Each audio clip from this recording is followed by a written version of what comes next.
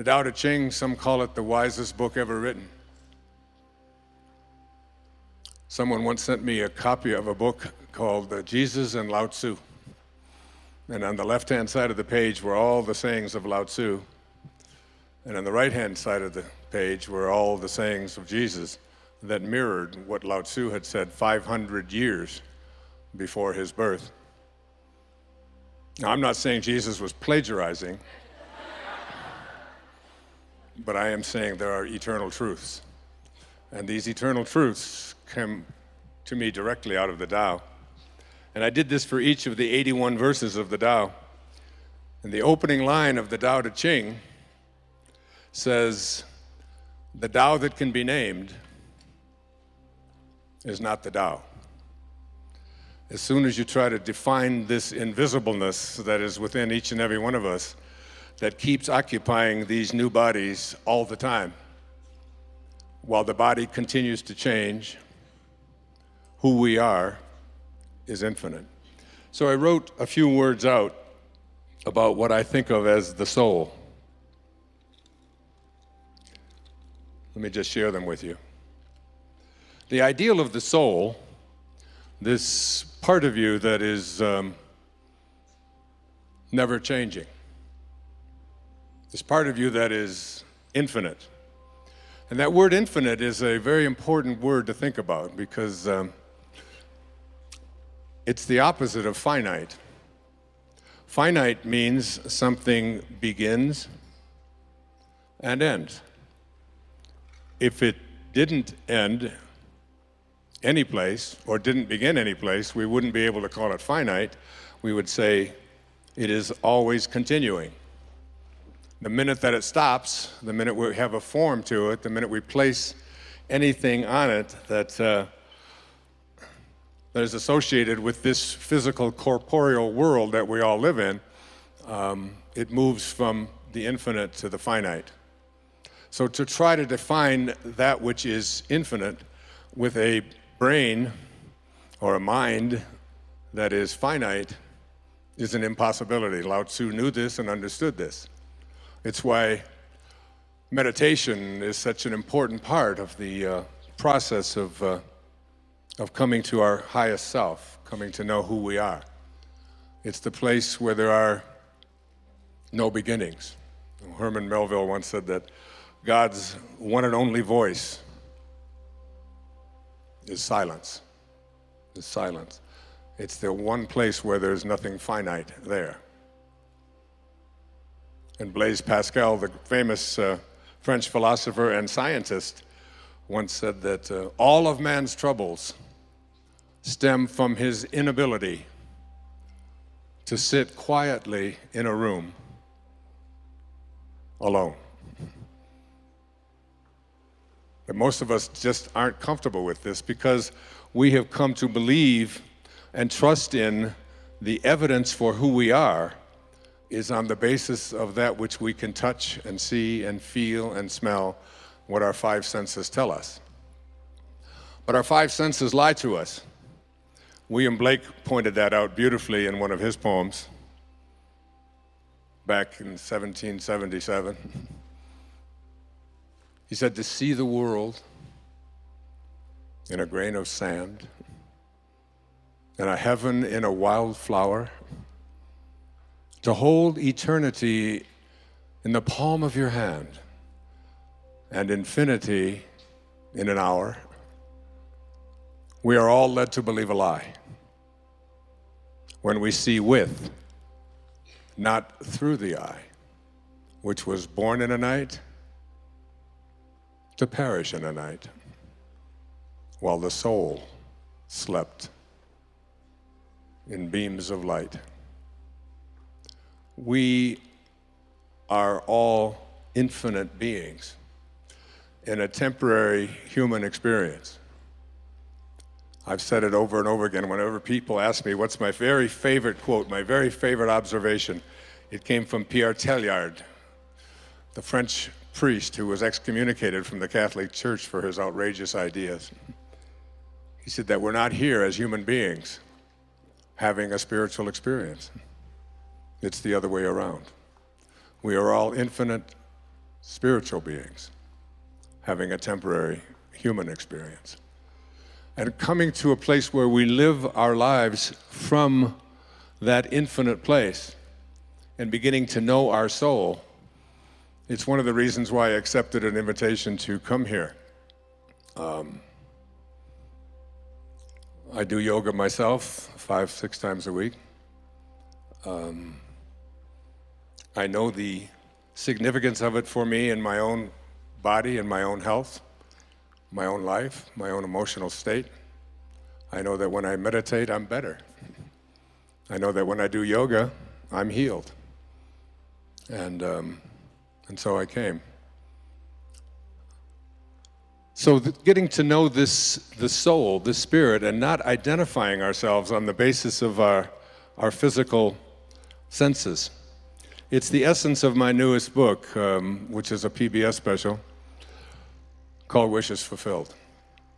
It's the whole message behind all of it, is to really come up with a specific way to come in contact with this infinite part of ourselves. Now remember, if it's infinite, it doesn't stop any place. It doesn't start any place. That's by definition infinite. So if something doesn't start and doesn't stop, what is it doing? It has to be expanding, doesn't it? The minute it stops expanding, it's finite. We're no longer talking about the soul. We're talking about what Blake said, we see with, not through our eyes. So here's what I jotted down. The ideal of the soul, the thing that it asks for, is neither knowledge, nor light, nor happiness. The ideal of the soul is space, immensity. The one thing it needs, more than anything else, is to be free to expand and to reach out and to embrace the infinite. Yeah, the ideal of the soul is infinity, because that's what the soul is. It is miserable when it is circumscribed or restricted in any way. Now, I have 8 children, 6 beautiful daughters and 2 sons.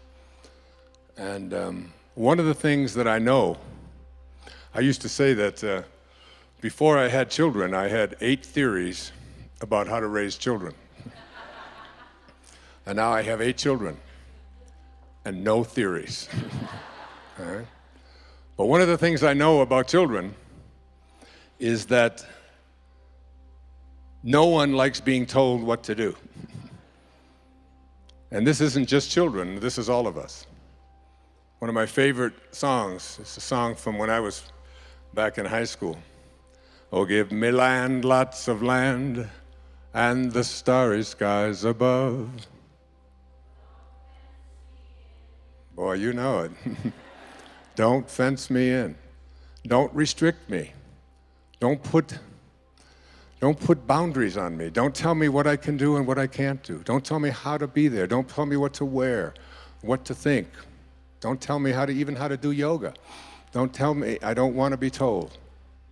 This is the soul speaking, always. The soul is constantly having a desire to expand and grow. And anything or anyone that comes into your life that attempts to do that, you will find yourself fighting it and reaching back. Particularly will you find this in your yoga practice. Yoga, the word yoga means what? Union.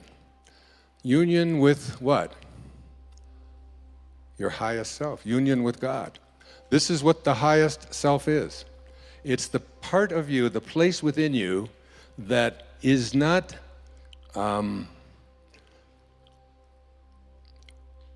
worshiping God. That's what religion has brought to us and taught us, that God is outside of us. It's the part and the place within you that knows that at your highest level, you are God. Each and every one of us. And when you are connected to the highest place within yourself, when you are connected to the God that you are, you have all the powers of the creative source of the universe. You become the Tao. The Tao becomes you. So, yoga, or union, is really a way of becoming a manifester. Now, in order to become a manifester, someone who was able to attract and place into their lives what they place their attention on, there are certain, we saw a lot about something called The Secret not too long ago, on all the newspapers and magazines and on the news and always. And I was asked to be a part of that and stayed away from it for different reasons. Because for me, manifesting is not about attracting what you want. Manifesting is an awareness and an understanding that you attract what you are. I have been studying in depth something called the I Am discourses. And I'll share just a little bit about it here. But one of my very favorite quotes, this is from Unveiled Mysteries, says, "The attitude of one person who wishes to work in conscious cooperation with the ascended host, with God, should not be, I wish I could go to them for instruction and pray to God or the source, that from which we all originated." T.S. Eliot said, "We shall not cease from exploration. But at the end of all of our exploring will be to return to the place from which we originated and to know it for the first time." Now, the poet was speaking about dying, leaving the body. I'm not. I think we can come to know that place from which we originated and live from it. And then the words that Jesus spoke to us in the book of John, that even the least among you can do all that I have done and even greater things. It was Jesus who said, when he was about to be stoned for blasphemy, and he said, "Why would you stone me?" And they said, "You blaspheme. You claim to be God. You are a man." And he said, "Is it not written in your laws that I have said, you are gods, all of you?" The infinite place within you that needs to expand and wants to grow, that which we call your life. I mean, when my mother died, she was down to about 85 pounds. But if they were to weigh her the second before she died, and then weigh her the second after, her body weighed exactly the same. And yet, she was no longer alive. So her life, that what we call her life, is weightless. It's formless. It has no beginning, it has no end. You can't weigh it. How can you weigh that which has no form? So your life, the thing that we call your life,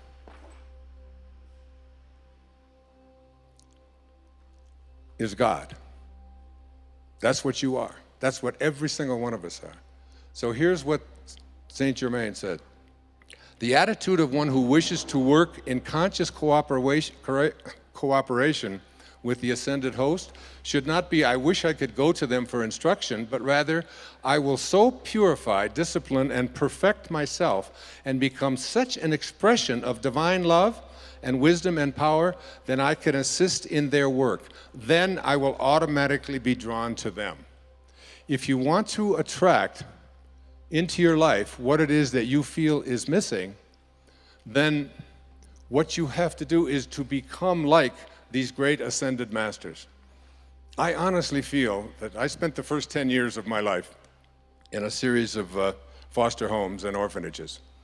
My father walked out on his family and left my mother with 3 boys under the age of 4 when she was 23 years old.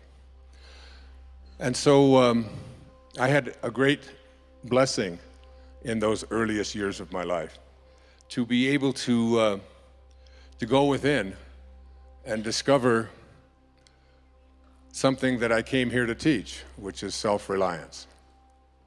To learn how to rely upon ourselves. And I honestly feel that I'm right now writing on a book. It was very hard for me to leave Maui and get on that plane and fly to Sacramento and take a car up here and all of that. Not because I don't think it's beautiful here and that, but I'm where I belong anyway, so I stopped fighting all of that stuff anyway. But it was because I'm in the midst of writing. And I'm writing a book called I Can See Clearly Now. And it's sort of like a memoir, except that it's a look at all of the, what seemed like just isolated events that showed up in my life, which led me to the next step, which led me to the next, which have arrived here in 2012 at the age of 72. And as I write this, and I've written almost 50,000 words in the last 6 weeks, it's almost like an obsession, because it isn't me writing. It is me as writing. It is something that is, Lao Tzu said, none of you are doing anything. He said, you're all just being done. You ever have a sense of that when you look in the mirror? And you look at your body and you say, what the hell is going on here? I say, what's this chicken neck stuff? Where the hell did that come from? What am I doing with hair growing out of my ears? And I said, that doesn't need it. I could use it up here, but it's... And you have a sense that in this physical world, that there's nothing for you to do. Just keep this thing that houses your soul in as healthy a space as you can, but basically it's doing what it's doing. And you, inside of there, the infinite you, is just an observer to the whole process. And isn't that one of the things that we learn in our very first yoga days? It's just, don't be so attached to your body and what it can do and how it hurts to try to do that, and can I balance myself here, and can I do a downward up or down or whatever the hell they call all of those things that are out there. I just do Bikram, so it's... So there's a sense of this awareness. So because of the time, I usually take 3 or 4 hours, or sometimes 3 or 4 days to go through this, and I'm trying to do this in a brief amount of time. The reason that most of us cannot reach this exalted state that I want to present to you in the limited time that we have is because we have come to believe in our limitations. We've come to believe in our ordinariness. We've come to believe that who we are is not God, is not divine. All right? So in order to transcend that mentality, you have to sort of reprogram your subconscious mind. Your subconscious mind is the mind that is doing virtually everything that you do. It's the mind that got you here into this room, that put your mat down, that got you dressed this morning, that got your breakfast. When you get in the car, you don't think about, oh, how do I start this thing, and how do I got to make a right turn here. Do I slow down? Do I not? You all programmed your conscious mind, programmed your subconscious mind to do all of these things on automatic. And according to my friend Bruce Lipton, about 96 or 97% of what we do all day long, every day of our lives, 24/7, is done by our subconscious mind. So we have been programmed to believe in our ordinariness. The time I have left, I want to talk to you about walking down another street.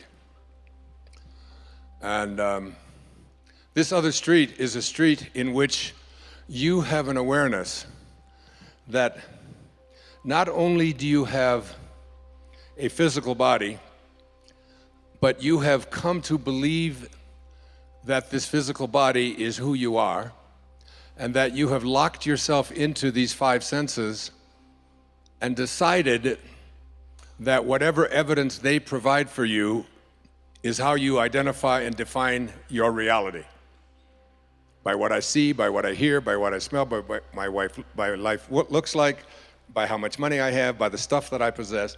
And this is the world of the ego, and this is the world of the false self, according to my teacher, Nisargadatta Maharaj in India, who passed away in 1986. The false self is the ego. The ego is the part of us that has come to believe that who I am is defined by these 6 things. Who I am is what I have. And so we spend a big hunk of our life attempting to get as much stuff as we possibly can. The Tao teaches something very different. Let go of everything you have. When I moved to Maui in 2005 full-time, I gave up everything that I owned. Everything. 20,000 books, all of my photographs, records of every description, furniture, all the things in the house, all my clothing, shoes. It was all donated to people who lived on underneath a bypass in Florida. And let go of all of it. So the ego teaches us you are what you have. The Tao teaches us let go of everything that you have. Do less and accomplish more.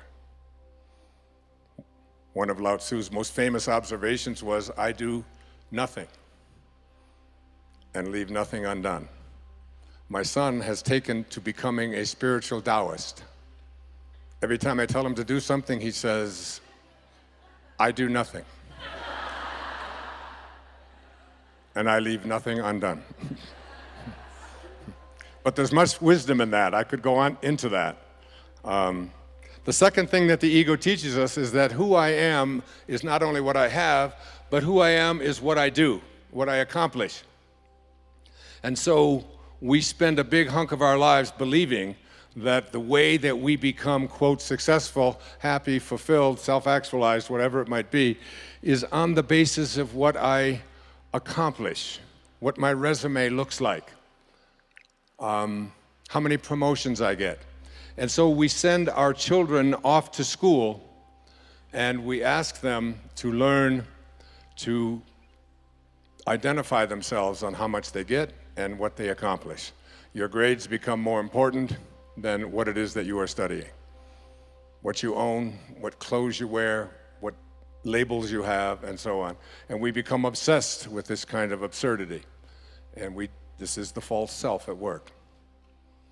The third thing that the ego teaches us is that I am what other people think of me.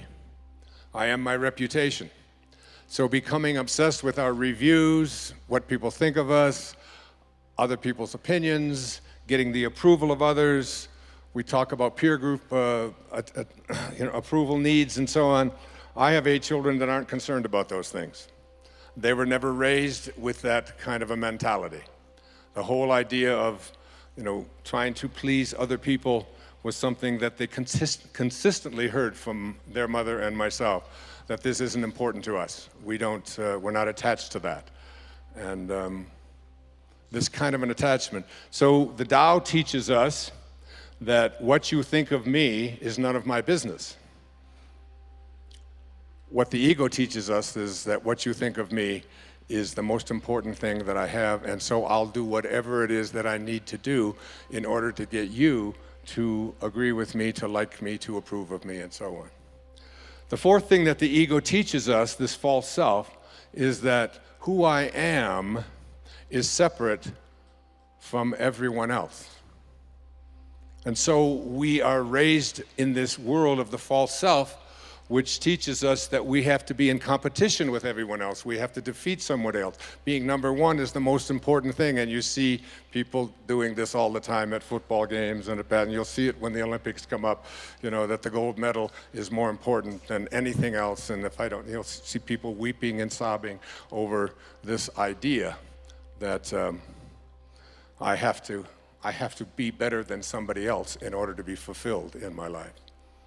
The fifth thing that the ego teaches us is that I am separate not only from everybody else, but that I am separate from what's missing in my life. The Tao teaches us that there is no place that God is not. If there is no place that God is not, then God must be in you. And if there is no place that God is not, then God must also be in all that I perceive to be missing from my life. And therefore, in order to become a manifester and to attract into my life what I want, I simply have to realign myself. I have to rejoin. I have to yoga myself to God. And the most egregious error of the ego is a belief system that says that who I am is separate from God, that God is something outside of me. We have not been raised to understand and believe that at our basic core, what Lao Tzu called our original nature, what we are is love. And all we have to do is be that and live that. In order to get to this place, I speak about, that Maslow spoke to me about and trained me to think about, called self-actualization, is that we have to stop evaluating who we are on the basis of those ego identifiers, and instead begin to see ourselves as divine love, as pieces of God. The Native Americans used to say that no tree has branches so foolish as to fight among themselves. And look at us. Look at what happened just down the road from here in Colorado a few days ago. What is it about us that we have to create instruments of death in order to feel good about ourselves?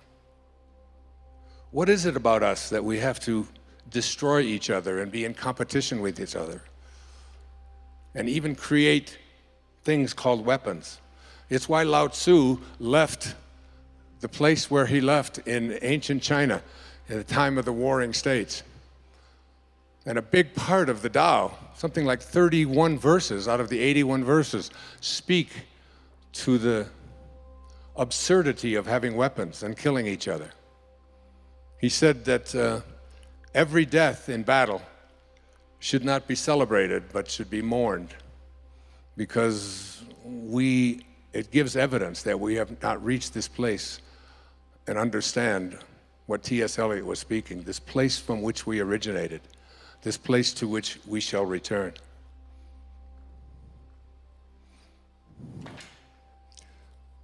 From A Course in Miracles, I jotted this down the other day. The memory of God comes to the quiet mind. It cannot come where there is conflict. A mind at war with itself remembers not eternal gentleness. What you remember is a part of you, for you must be as God created you. Let all this madness be undone for you, and return in peace to the remembrance of God, still shining in your quiet mind. Coming to know God, it's not about discovering something that resides outside of you. It's about remembering what's inside of you and living from that place. I don't believe that God is interested in us loving God. I believe God is interested in us loving each other and figuring out a way to do this regardless. And it's why I pray so hard for the idea that we will have people, especially in this election year, who will stand up and have the balls to say, it's time to stop making these weapons of mass destruction.